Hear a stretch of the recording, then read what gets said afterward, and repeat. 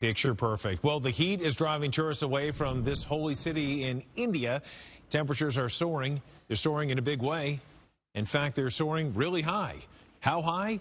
It's hot, triple digits, going up to about 104 degrees, Kelly. Yeah, no relief in sight the next several days. People are being told to take those precautions when they venture out into that intense heat. It's getting to be that time of year, whether you're here or abroad, right? Absolutely. You know, if you're thinking about escaping the heat, which we already are, we're already feeling, or maybe getting some ideas of soaking up some of the sun, maybe at the beach. And one thing is for sure that our climate changing is beginning to shift a little bit, and it may be affecting travel. And it may not change exactly where you're going, but it could change how you experience your destination. Joining us right now is a friend of the Weather Channel, Jennifer Broome, a meteorologist and traveling journalist. Jennifer, thanks so much for being with us. Good to see you. So with these hotter than normal temperatures expected for much of the country this summer, what would be your #1 tip for escaping to the Rockies? I think the biggest tip that I can give you is to seek out those smaller towns. Slow down a little bit. Think about those well-known destinations and then search a map around there and find one of those lesser-known towns. Here's the deal. You'll get less crowds. You will also get more affordable accommodations, but yet those small towns like Silverthorne, Colorado are still big on adventure. Another example is where I am right here in Taos, New Mexico. So seek out those smaller towns for big adventures.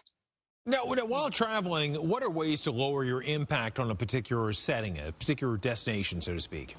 Yeah, guys, I've got a real short list for you. First of all, it's sleep sustainably. Really seek out those accommodations that might be independently owned. Put your money into those local economies. Seek out those accommodations that are also more eco-friendly. And you want to eat and drink local. That is reducing the carbon footprint of the food and the drinks that you are taking in. Some other things you can do. One thing that I love is to do low impact experiences. And by that, I mean, go on those guided nature walks. Go experience the dark skies. You could also do things that are really important to do. That would be give back during your stay. Research those local nonprofits. Maybe go on a cleanup where you're going in your destination. And then also watch what I call watch your waste. We've all heard pack in, pack out when you're going camping or hiking. Make sure you're using that reusable water bottle.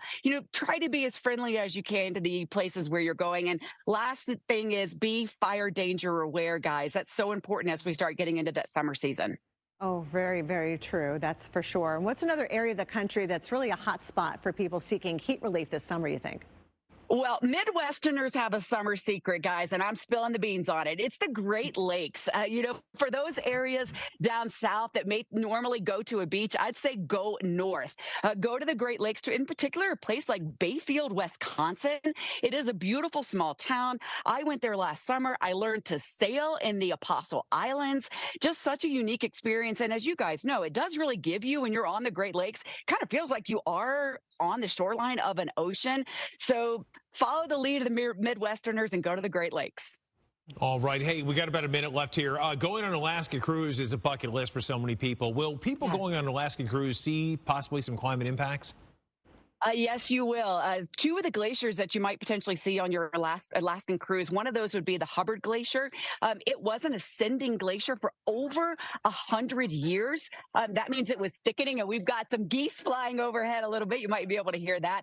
But that glacier was thickening for 100 years, and guys, it has stopped. That is one sign.